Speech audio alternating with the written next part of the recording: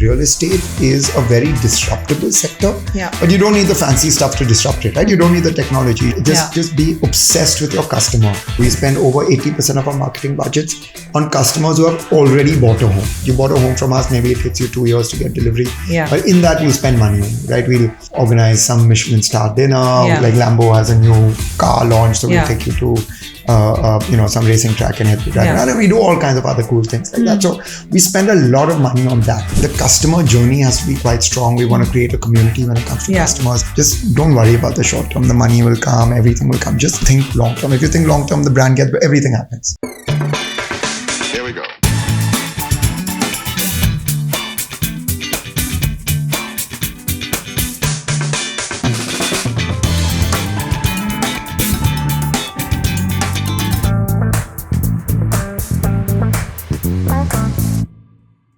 Good afternoon, everyone, and welcome to the Jify Connect Podcast. Today, I have the pleasure of hosting Nibhrant Shah, the founder of Isprava and Lohono, a luxury real estate and hospitality platform in India. Nibhrant, thank you so much for joining us today. We're super excited to learn about your journey as an entrepreneur and building one of the most formidable luxury home brands in the country, and also pick your brains a little bit about people management. Before starting Isprava, Nibhrant also had another company in the outsourcing services business. And prior to that, he spent a few years in financial services in New York and London. So very varied backgrounds. So would love to get to know a little bit about what motivated you to be an entrepreneur the second time round and also start this new business in a completely unrelated field. First of all, I want to start by thanking you and Jify for all the good work you're doing for our many hundred employees. So thanks for that. Look, I think I grew up in a half Gujarati, half Parsi household. More power to the Gujus. So business was always in our blood, always in my blood. It's what we discuss, same as you. It's what we discussed on the dining table. Always knew I wanted to be an entrepreneur. The cool thing to do, I studied in America, and the cool thing to do was to be an investment banker. So I did it. I was horrible at it. But the dream was always to come back to India, to set up a business, to run a business. Came back, the first company I started was Themis, where we worked with startups, handled their back-end functions. It was a cute little business, but it helped me a lot because I worked with a lot of what are now fairly successful or very successful startups. We completely took over their accounts, finance, company secretarial functions. But what it taught me was it gave me access to a whole load of entrepreneurs that were are very, very successful. It gave me access to a whole load of investors that were and are very, very successful. And it was a great kind of stepping stone between being a professional in the West and then being an entrepreneur in India. And then after that, kind of started Isprava. It was a little serendipitous. It was serendipity. You'll cut that, no? So I try to use a big word, but I started Isprava through serendipity, right? It was went to Goa on a holiday and called my brother and to my father saying, "Wow, what a great place this is!" And we need to own a home here, and that's kind of how it started. So designed the home and. Halfway through realize, not even an opportunity, just couldn't afford to build the rest of it. So said, maybe we should sell the home, and sold that home and then built another home and sold that home and built another home and sold that home. And then at some point realized, there's an opportunity. So sold Themis at that point and started Isprava. So Isprava actually started as a hobby. It didn't start as a business. I don't think the right at the beginning it was never going to be a business. It was just going to be my own home, and then it became a hobby and then became a business. So I know you obviously started in a business line that was vastly different from the one that you currently are in, right? This is much more creative, much more oriented to luxury. It's quite literally redefining the way Indians vacation and how Indians invest in second homes and luxury homes, right? What I would love to learn a little bit more about is, of course, you got conviction in the idea after you sold your third home. But when did you realize that this can actually be a powerful brand that you can create and, have scale? Because there have been traditional second home sellers in the market before you, but none that have been able to create that brand recall that you've kind of led the way to. Here's how it actually played out. First of all, my family background is not real estate. Yeah. And the reason I'm saying that is because that's a huge disadvantage, but it's also a huge advantage. It's a disadvantage because real estate is a difficult sector, right? It's a sector that's complicated, that has a whole load of variables that are outside your control, ranging from government to actual land and dealing with land and the complications around construction, which can be fairly complicated and quite archaic, right? If you think about it. But it was also a huge advantage because you could literally redefine what existed in the market. So, like you said, there was 1 to 3 homes, but the conviction came because I realized very early that no one was doing what we did. And I tell you what I mean by that, right? We had a few pillars on which we built the business. Okay. And pillar number 1 was a high level of integrity, because the belief is, or was and continues to be, that real estate is a very disruptible sector. But you don't need the fancy stuff to disrupt it, right? You don't need the technology. You just have to you have to kind of deliver what you promise within the timeline that you promised, right? It's actually that simple. And the customer expectation was so low in the sector, right? And it still is so low in the sector. If you just do what you promise, you're going to already be better than anyone else, right? So that was the first pillar. Let's just get it right. And then when we thought about it a little more deeply, we said, okay, where are the friction points, right? Friction point number 1 is, especially in a home that's a non-urban home, right? Furnishing a home, right? You're a buyer, you live in Singapore, London or Delhi or Mumbai, and furnishing a home in a place like Goa is very difficult. So our product is, okay, we build the home, but we'll also furnish the home, right? And then we said, okay, what else, right? Then managing the home, right? That's another friction point. You go there and you try to sell someone a home and they're like, you know what? I can't handle my primary home. Now, so we said, okay, look, let's manage it deeply, let's layer on the tech on it, etc., right? And then the last point and the last piece of friction for a home like this is monetizing it, right? Because some smart person says, oh, you know what, but for this math, I can go and stay in a 7-star for the rest of my life, right? And then you're trying to convince someone on capital appreciation, which is a tough thing to do. So then you say, okay, how do you convert it from a cost center to a profit center? And that's how we brought in Lohono, which is our hospitality rental business that monetizes homes for asset owners. So we did that, and when we did that, we realized no one else was doing it, and all that contributed to us becoming the brand we are today. And so that obsession with the customer, just deliver it on time, make it beautiful, good quality, and layer on all the other stuff, and then there's an opportunity. And then what we saw, what was interesting was, and we grew, but then there was like this. Weirdly enough, and I think many companies go through this, which is the turning point, where the something just kicks in, right? The compounding kicks in. I'm not sure what that is, and that kind of happened, and then suddenly the business scales up significantly, and that's what happened. You mentioned that you all looked at the various pain points from a customer's lens, right? One is, of course, the obvious one is have a good product, and then is, of course, timely delivery, rental income, etc. But I think y'all were the first to attach asset ownership to monetization of that asset, right? While it didn't start with Lohono, it started with your ability to actually rent it out through the Isprava, brand name. And then you all venture into Lohono at a very different scale, right? How do you look at these two businesses, right? Because Lohono obviously gives you access to your Isprava homes, which are, the customer knows what he's getting when he rents it, right? There's a certain look, there's a certain feel, you know exactly what you're getting in terms of services. And then you have that basket of goods combined with third-party homes that you're allowing users to book on Lohono. How do you view that entire rental arm in conjunction with your real estate arm, and how does that supplement each other? Do you think it does, or is it more? Absolutely. So we've had many of, so let me break it up, right? I think first of all, that's our secret sauce.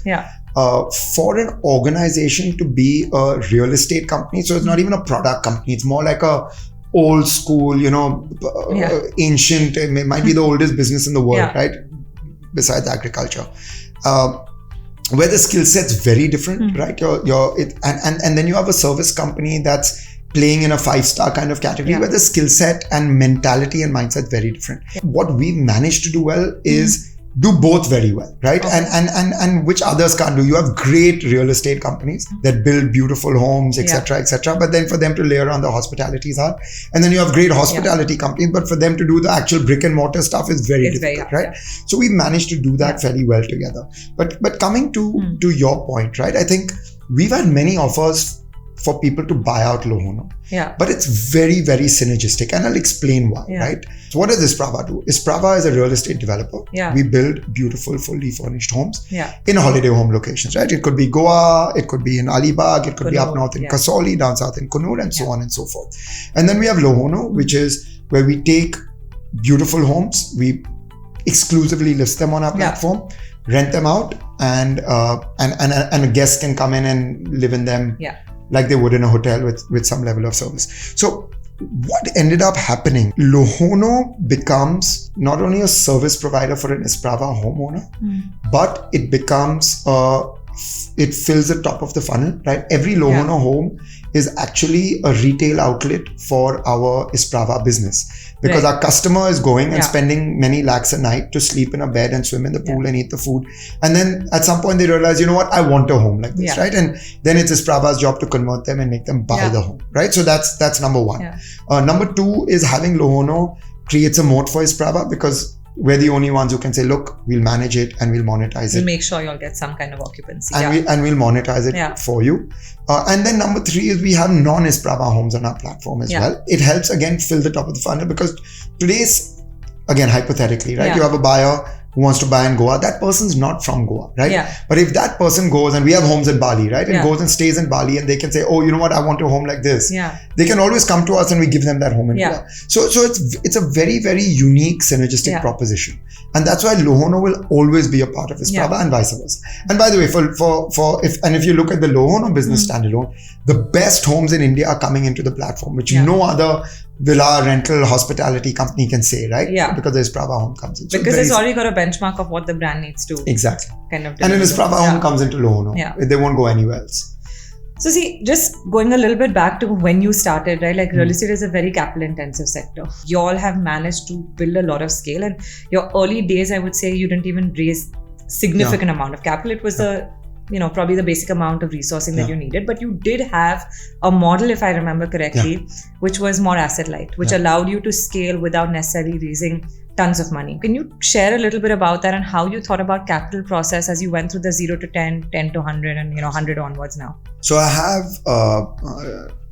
two mentors, Piyush Voda and Rohan Lamba. Rohan's very good at raising capital and Piyush Bhai is very good at everything else, right? Just structuring, keeping our feet on the ground and crazy rigor. And very early on when we studied the sector, right? And we said, what's gone wrong? And when we started the business, it's been 7 or 8 years, right? And when the residential real estate was in a complete kind of trough and, companies dying every day.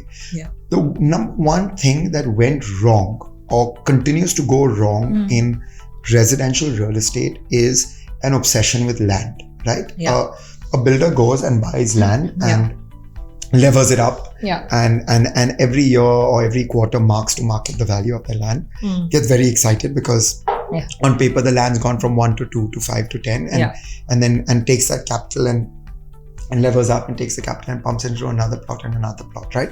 And what ends up happening is when there's a down cycle, which there always will be, they suddenly have all this leverage, right? And they're dead.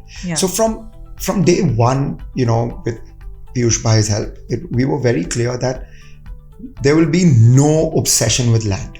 Okay. Land is an input. Land is like cement. Land is like steel. Land is like any other raw material. That comes with a negative. That means we can never ride the kind of wave when land prices go up. It also means we're always buying land at the top of the market in any given location.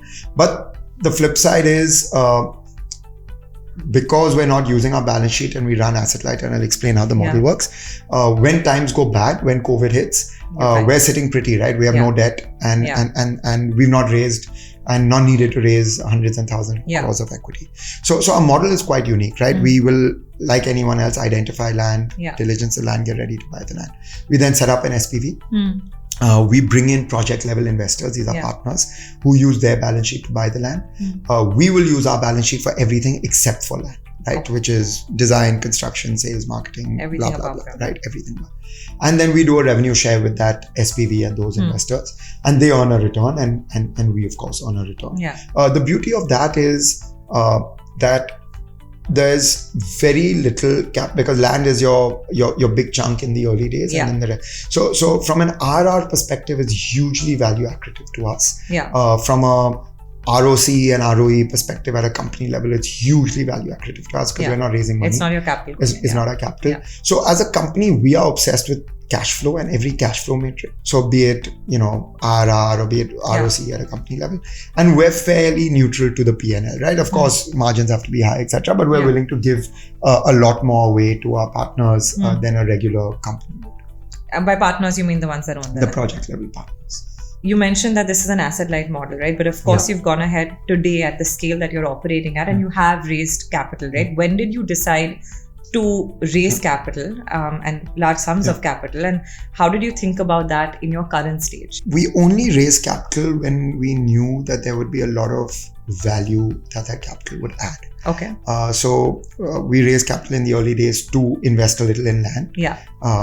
That's something we do. So in those SPVs, it's not like the investors are putting in 100% into land. Yeah. They're putting 80-90%. Yeah. We put in 10 to 20%. And we raised capital to grow the Lohono business. And we raised a lot of capital in the early days to create all the softer aspects of the brand, right? It was very important that the customer journey has to be quite strong. We want to create a community when it comes to customers. Our marketing budgets, actually, we spend over 80% of our marketing budgets on customers who have already bought a home. So only 20% of our marketing budget goes towards lead generation, right? Okay. And the sales funnel. 80% is after. So I'll tell you what we mean by that. You bought a home from us, maybe it takes you 2 years to get delivery. Yeah. But in that, we'll spend money on it, right? We'll, I don't know, organize some Michelin star dinner. We'll take, fancy car, like Lambo has a new car launch. So we'll take you to, some racing track and help you drive around. And we do all kinds of other cool things like that. So we spend a lot of money on that because... For referrals? Or referrals, word of mouth, and just building that. Again, we're not a real estate company, right? We keep saying we're a lifestyle company. So how do we build that relationship that's so much deeper than just a transaction, right? You just come buy my home and then you'll never hear from me again. So think of how deep it is, right? You buy a home from us, it takes you 2 years, 3 years to get the home. In that way, we're kind of working with you. Not working with you. We're doing really cool things with you. We're building that relationship. You then get your home. You love your home. You then manage your home. You have the app, through that process. Again, there's a whole load of cool stuff we're doing. We're monetizing your home. So we're with you from the day we meet till 30 and 50 years later, right? When your grandkids are using the home. And that's almost like an inbuilt insurance policy for you. Yeah. Because I'm going to give you a great home because I'm going to manage that home, right? And suddenly if it starts leaking, it's on me. Yeah. I'm not running away, right? So it's an amazing flywheel that gets built, and it's a very deep relationship that we have with our homeowners, and then the homeowners' family and cousins who come and stay in those homes, and so on and so forth. Interesting. What were some of the early challenges that you all faced, right? Or what would you say some of the hiccups that you faced along the way? I know there are, as an entrepreneur, I'm sure there are many and more, and they keep growing as you scale. Yeah. But what would you say were one or two like big mistakes or big challenges that you were faced with and you kind of had to... Sure. Yeah. No, many things, right? Number one, real estate is, it's tough, right? It's not a business that, we're first gen when it comes to real estate, right? It's not like we came from a family. So there were a whole load of smaller issues. I remember the first home we ever built, the roof was, all twisted and broken and there was leaking and God knows what else. And one of my friends' dads, Ajay Piramal, and he said, I was just chatting. He said, "Oh, how's it going?" And I told him, and he said, you know what you're going to do? I said, and we hadn't sold the home. It was ready, but it wasn't sold. And I remember clearly we had 30 lakhs in our bank account. Yeah. And he said, change the roof. So I said, yeah, but can I do it after I sell it? He said, no, you just change it right now. And I said, why? He said, no, because if you don't change this roof, no one's going to buy your second home, right? Yeah. It does not matter, right? Just be obsessed with your customer. Just do it. And then he said, I'm going to tell you something else. Even if this happened 10 years after someone bought the home, you change it for free for them. right? Yeah. And that kind of stuck with me. And what ended up happening was, we spent 27 lakhs on the roof, and we had that 3 lakhs. But what ended up happening is that kind of became ingrained as a DNA in the company, which is, don't worry about the short-term money. It'll automatically pay off in the long term, right? And the reason I'm saying this is a challenge is because as a brand, right, and as a company, we are more expensive than the market. Okay. Right? We are more expensive. Not only because our homes are bigger, etc. It's because we really spend money on quality, right? We spend that little more than anyone else does. And in real estate, you usually pre-sell, right? So when a customer comes in, they're like, look, there's you and there's someone else. And by the way, that someone else is showing me a brochure with a home that looks as good as yours. Yeah. And they're much cheaper, right? But so it takes a long time. And you're not, a real estate product's not 1 month, right? It takes 3 years to build a project, or 2 years. So it takes 3 years for people to say, you know what? Thank God I came with you, because I went and saw that project and it sucks, right? Or the other way around. By the way, so actually a lot of our customers are actually customers who already own homes in our locations with someone else who are now selling that to come to us, right? Who spoke to us back then and thought we were expensive. So that takes a lot of time. And by the way, it would have been very, very easy for us to say, you know what? Let's just compete with them, right? Let's just cut our price by 10%, cut the quality by 10%. And that took a lot of time. So we could have actually grown a lot more, a lot faster, a lot sooner, which luckily we didn't do, which every 2 months we wanted to do, but then, we didn't. Thanks so much for sharing your journey, Nibhrant. I'm going to switch tracks a little bit to focus more on people strategy, right? I think I've known you for a long time, and I know that you have a knack for finding people, right? Somehow. I don't know how, but you have a knack for it. So today you're going to tell us a little bit about how you think about hiring people. What is the first set of talent that came into your organization look like? A lot of what you do with brand building also has to do with the people who deliver it, and that extends beyond the founder.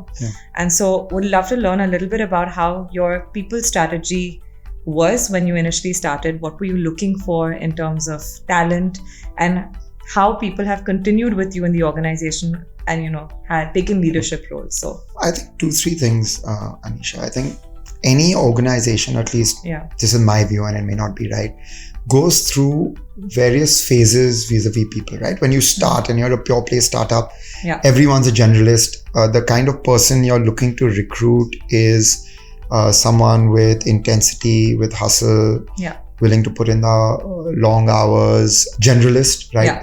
They're not necessarily specialists. I think then you go into a phase 2 where there's some level of specialization. There's still a lack of structure, so you can't go out to the big MNCs and recruit people, right? But because there's a lack of structure and they'd fail there. But you're moving up the value chain a little as well, right? So and then you take the previous generalists then have to take a call of, should I specialize? Am I good enough to specialize? Am I willing to specialize? Right? And many people will say yes and take that journey with you, and then many people will say, you know what, I just enjoy doing everything, and then they no longer take that journey with you, right? And then you go into your third phase as you become a little larger, where it's not only specialization, but then your systems, processes, of course, the quality of your tech stack and all that improves, right? And then there's a lot more maturity. And then there's you as a founder, you as someone running a business that also has to go through this kind of evolution, right? And I think what I did well was phase 1 and phase 2, and I think phase 3 I'm finding a lot tougher, right? Because it's a completely different skill set. It's a skill set that requires a lot of discipline. You have to be meticulous. You have to go deeper into certain things, and where and the adrenaline kind of goes away, right? And in the first 2 stages, you're all on adrenaline and you're deal making, and it's fun and it's exciting, etc., etc. I think when it comes to, and I'll just now jump to your point about people, I think there's a number 1 hurdle for anything is the person a generally good person, right? And when I say good person, I just, and that's hard to judge in an interview, but you can, right? You ask the right questions, and if they're generally a good person with low ego, right? Because as a company grows, you have to clean the floor, right? And you by day 2, you're not going to do things that you're hired for on day 1. And if those 2 kind of work, then everything else falls into place. I think I've made a lot of mistakes recruiting. I think some of the things I did was, or we did as a company, is we didn't truly understand what we were looking for in a person. Okay. So we would go into an interview for a certain role and think what we needed was X, but actually what we needed was Y, right? And I can give you examples. In our company, in Isprava, a salesperson is not an outbound salesperson, right? You don't go out and cold call and say, do you want to buy a 15 crore home and go out? You don't do that. The salesperson is actually inbound, and what they are is actually almost like a concierge or a consultant to the customer. And therefore it's, important that they're patient, they're not that pushy, they're willing to do the right thing for the customer. The typical real estate sales guy, if your budget is 5, they're going to sell you something for 6. With us, it's if your budget is 5, but we think 3 is right for you, we will sell you 3 because we know your friends and cousins, right? Who'll buy. So I think in the early days we got it wrong, right? We went and got the hardcore sales guys. I'm just using that as an excuse, which is actually a big mistake. Right? We needed a completely different mentality. So like that, there are many examples. So getting what what is not only the skill set, but the personality type you need for that role, right? Is very, very important. Do as many reference checks as you can and create questions that solve for what you're looking for, right? And that's hard, but again, and that's where you catch ego. I'll give you an example. What we want in a coordinator, right? We have something called a coordinator. A coordinator's job is actually to hustle. They should be able to, because they sit in between the company and they have to get the drawings from one team and deal with permissions and customer and land. So they have to be able to kind of hustle. So one of the questions we do is we give them a 20 rupee note and we're like, listen, go out to the store outside and buy me something for 30 bucks, right? And so they have 20 in their hand and they have to get something for 30. So we're trying to see how they're able to convince someone, how they're able to hustle, etc. Some people do it with gusto, and we don't care how they do it, right? Some people, it could be a sob story, it could be I'll come back later, it could be anything, right? And then some people who are like, I'm not going to do it, right? And then they don't get, that, okay, they're not willing to sweep the floor. Right? So you have to do these little small tactical things that really help. So a lot of founders talk very passionately about talent acquisition, right? I think that's where most founders also spend their time. But as you scale, equally important is the employee happiness quotient and kind of retaining those employees and grooming that talent in-house, right? So how has that kind of journey been for you all? Do you invest a lot of time there personally? Do you have people manage it for you? So I learned a lot from Rushabh and Sahil from Silla. They're really good at it, right? I think at every level, they have thousands of employees and I'm their client. They service us as well. And if you talk to their cleaner, they love being there. And they've been there for 20 years, which is crazy, right? If you think about it at that level, right? People jump. And so I don't think we did it that well. For many of the early years, we treated, or at least I treated, the whole people function. So talent acquisition, we spent time on. But the rest of it, we didn't spend any time on. It was a back-end function, right? Which and that was a huge error. So I think we've kind of fixed that in the last year. Both my brother and I spend a lot of time on people. Spend a lot of time on learning and development. We've created budgets a lot more. Earlier it was just like it went in there with admin and back-end IT or whatever, right? And now it's front and center. We have created great teams, great leaders. Will you do it differently though, or you think 100% do it differently? I think in the early days you can't afford a lot of it. But I would have started it earlier for sure. It's a fine balance, right? Initially, 100%. Like you may not have the bandwidth nor the resources to invest in that. You're right, Ani. But I think a part of it is also like we didn't have basic SOP. People would come in and get lost. Right. So I'm not talking about now we do the fun stuff as well, right? The employee engagement stuff. But I'm saying even the basic stuff, someone's joining a company that's a startup and invariably they've come from somewhere bigger. Like give them a desk, right? Ours was, and that's why the toughest survived. Right? Because on day one, they're like, okay, where should I say? I'm like, dude, figure it out, right? And do your laptop and go get your, like, we used to have people who for the first 2 months would bring their own laptop, right? Because we've all been there. Exactly. And I think if we spent a little more time there, there would have been, so the Navy SEALs, the hardened guys stayed and they've really crushed it, right? And then the guys who wouldn't have stayed. But I think there was a cohort of people that if we did it right would have been good for us and stayed who didn't stay. Well, do you have today like a CHRO or someone who leads the people function? We do. Now we do. We Now have a lot of talent within our people function. Yeah. So, from people who focus on L&D to just generalists and HR BPs. And we spend a lot of time on it. And do you find that there's a difference with the founders managing versus getting professional in to manage 100%. what is, at the end of the day, people are the center of most business success, right? And you want to kind of, as a founder, not alienate yourself completely from it, because that's very important. We get people wrong, a lot can go wrong. Yeah. How does that friction between what you want to do and where you want to overstep kind of play out with the HR leaders that you bring in to have this, to run this function? Actually, Ani, we have a great CXO level in our company that goes beyond people and people function beyond HR, right? And they've all come with diverse experiences from large companies and good companies. We're quite clear on the guardrails we provide, right? Saying, look, these are values. Within the values, do whatever you want, but don't overstep. Like, we are not going to be a frou-fra tech company in America where, you can work from home for 5 days a week. We are not that, right? And I'm sure, and I'm not saying that's a bad thing. That's a great thing, but that's not who we are. Our senior HR leader came in. He made us stop working on Saturdays, right? Which took some time, but we trusted him. Yeah. But Monday to Friday, you have to come in and you have to work hard, right? And you have to work intensely, and that's who we are. But what ends up happening is, as long as you give the guardrails, the big stuff comes by your desk. You can allow the small stuff to not go by your desk. Yeah. And the medium stuff should go out to, the medium and the big stuff should go out to our leadership kind of team, right? So every Wednesday we do a leadership lunch.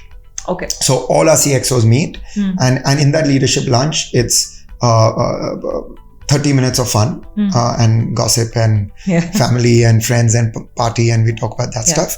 15 minutes is the HR leader just talking about what has happened and what he's looking to do. Right? And it's every week. And at that point, that's a great time for all the leaders to say, hey, listen, don't do that or change that. Yeah. Right? And then the last 15 minutes is any one leader comes with some problem that they have or some update they have, and we all talk about it. Yeah. But that 15 minutes every week is really, really helpful. And it gets us on the same page. That's really interesting that you all meet every week, which of course we do as well, but that someone in HR is actually presenting to you all. Yeah. And what do you all cover in those meetings? Like, is there anything specific, any metrics, or is it just more general and ad hoc? No, it's a lot of tactical stuff. Yeah. I'll tell you what happened last Wednesday, right? Last Wednesday, the results of our Pulse survey came out. So it was just like, look, this is the high level results. These are the teams that have improved since the last quarter, not done so well. Any big red flags, challenges, anything to be discussed. And then what we do, if there's some underlying kind of theme, we'll talk about it, right? And what we need to do to solve it. We get the schedule in advance. So for the coming Wednesday, we're talking about our performance management system for this year. We're making some tweaks to it. So he's going to come and present. So all our leaders can say, look, makes sense, doesn't make sense. Just tracking who's where, what needs to be done, what's changed. So it's a lot of tactical kind of stuff. But there'll be something that needs to be highlighted or discussed, and we'll talk about. All the business leaders are also part and all the CXOs are in that lunch. Processes, etc., that are thinking about. Exactly. All the CXOs are in that lunch, and we talk about it. That's super interesting, actually. One last question before we jump into what we close with our rapid fire round. But it's obviously a very exciting space.